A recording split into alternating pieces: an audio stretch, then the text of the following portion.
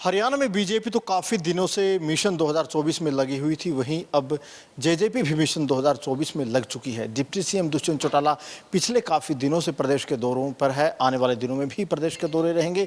किस तरीके से डिप्टी सीएम दुष्यंत चौटाला के कार्यक्रम चल रहे हैं, बात करने के लिए जेजेपी के कार्यालय सचिव और पार्टी के वरिष्ठ नेता रणधीर सिंह जी मौजूद है। सर, पिछले अगर 2-3 हफ्तों की बात करें, डिप्टी सीएम साहब चंडीगढ़ में कम दिखाई दी है, हरियाणा के दौरों पर ज़्यादा दिखाई दी है। किस तरीके से माहौल नज़र आ रहा है, अब तक के किस तरीके के कार्यक्रम डिप्टी साहब के हो चुके हैं? ऐसे मोर साहब, ये क्योंकि अभी चुनावी साल आ गया है तो पार्टी हमारी एक्टिव है पूरी इस मामले में कि जितने शहरी जो अर्बन एरियाज़ हैं, क्योंकि फसलों का टाइम था तो उस टाइम लोग बिजी थे, तो हमने ये प्लानिंग करके कि भी क्यों ना शहरी लोगों से संपर्क किया जाए।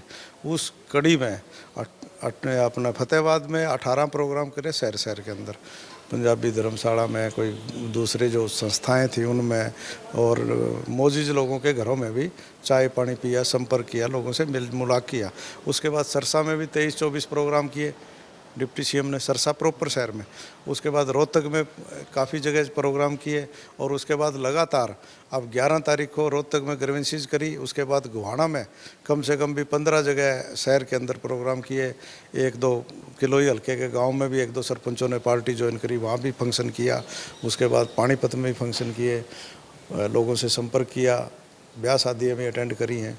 तो उसके बाद अब 2 दिन लगातार उचाना में पहले 6 गांव किया और वहीं नाइट स्टे किया उचाना में ही, और लोगों की समस्याएं भी, ग्रीवेंसेस भी सुने।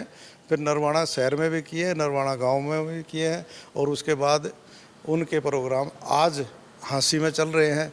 और हाँसी के अलावा नारनौंद हल्के में बास गांव में भी एक बड़ी जनसभा। और नारनौंद हल्का तो ज़्यादा महत्वपूर्ण इसलिए क्योंकि कैप्टन साहब का गढ़ रहा है, जो फिलहाल आपके विधायक है, उनका थोड़ा प्यार सा रहता है डिप्टी सीएम साहब से, उस नाते भी हल्का थोड़ा महत्वपूर्ण आप लोगों को। बिल्कुल, नारनौंद तो देखो, नारनौंद तो जब डिप्टी सीएम मेंबर पार्लियामेंट थे तो सबसे ज़्यादा लीड जो है चुनाव में जिताने में अहम भूमिका नारनौंद की रही है। तो नारनौंद उनकी जुड़ा हुआ है उनके। आपके हाथ में एक लिस्ट है, और भी आने वाले दिनों में कई कार्यक्रम रहने वाले डिप्टी सीएम साहब के। डिप्टी सीएम आज जिस तरह हाँसी में है, हाँसी के बाद उनका प्रोग्राम फिर दिल्ली है, और कल भी दिल्ली में थे तो वहाँ अपना वो हनाडा साहब से मिले थे। तो ये उसके बाद 18 तारीख को भिवानी में इसी तरह प्रोग्राम चलेंगे, 24-25 प्रोग्राम संपर्क करेंगे लोगों में, और 19 तारीख को फिर पानीपत कहें कि 2024 मिशन में जेजेपी पूरे जोर शोर से जुट गई है। बिल्कुल जोर शोर से जुट गई है। इवन हमारी पार्टी, चाहे हमारे डिप्टी सीएम के अलावा डॉक्टर अजय सिंह जी भी सरसा में पूर्ण रूप से सक्रिय हैं। मैडम नैना चौटाला भी पिछले दिनों 10 गाँव डबवाड़ी हल्के के उन्होंने कवर किए, और उसके बाद बाडड़ा में भी बहुत ही ज़ोर शोर से वो हर दूसरे तीसरे दिन किसी न किसी गांव में कहीं न कहीं संपर्क में लोगों के। बड़ी रैलियों का प्रोग्राम है आपका? अभी बड़ी रैली का प्रोग्राम नहीं है, अभी हम संगठन में विस्तार और थोड़ा बहुत बदल ही दिया, एक सीरीज बदल भी रहे हैं, जिला अध्यक्ष भी बदले हैं। अब स्टेट लेवल की जो पदाधिकारी है उनका भी हम विस्तार कर रहे हैं, और नए लोगों को भी मौका दे रहे हैं। उसके बाद कोई प्लानिंग करेंगे कि भी कब क्या पहले मीटिंग करके इनको किस प्लानिंग में आप भी होते हैं, आप भी उसका एक हिस्सा है।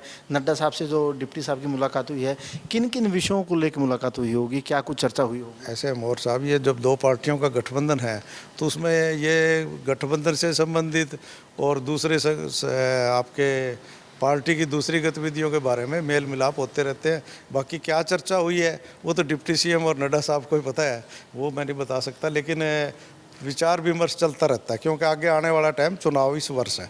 क्योंकि सबसे ज़्यादा चर्चा यही चलती रहती है कि क्या बीजेपी जेजेपी का गठबंधन रहेगा। आपको लगता है कि अब इस मुलाकात के बाद जो चर्चाएं होती है, गठबंधन टूटेगा, गठबंधन रहेगा, नहीं रहेगा, ऐसी चर्चाओं पे कोई विराम लगेगा?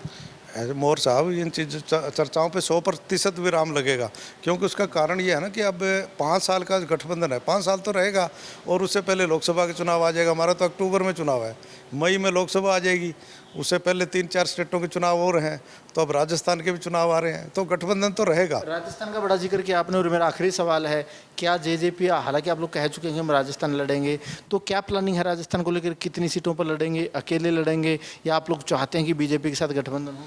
नहीं, हम तो चाहते हैं अगर गठबंधन में लड़े तो बीजेपी को फायदा है, हमें भी फायदा है, दोनों पार्टियों को फायदा है।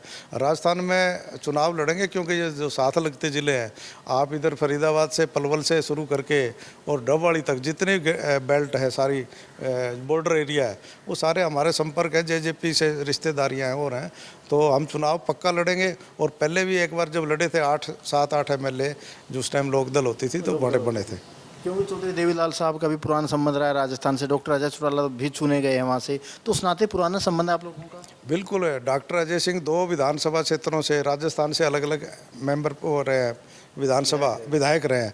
उसमें दाता रामगढ़ से रहे पहले, और उसके बाद वो रहे इसके नौर से, तो 2 विधानसभाओं से मेंबर रहे विधानसभा के। और चौधरी देवीलाल जी सीकर से मेंबर पार्लियामेंट रहे, और उस टाइम रोहतक से भी लड़ा था उन्होंने, लेकिन जब वो प्रधानमंत्री बने तो उन्होंने रोहतक की सीट से रिजाइन किया, सीकर की सीट रखी, बलराम जाखड़ को वहाँ से हराया था 50,000 से ऊपर वोटों से।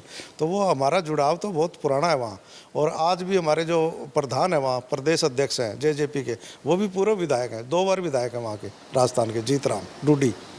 बिल्कुल, देखिए जो लोकदल का राजस्थान में पुराना इतिहास रहा है, जेजेपी की कोशिश रहेगी कि आने वाले विधानसभा चुनाव में उस इतिहास को जेजेपी दोहराए। वहीं आने वाले दिनों में भी जो डिप्टी सीएम और पार्टी के जो बड़े नेताओं के कार्यक्रम हैं, इसी तरीके से प्रदेश में बदस्तूर जारी रहेंगे।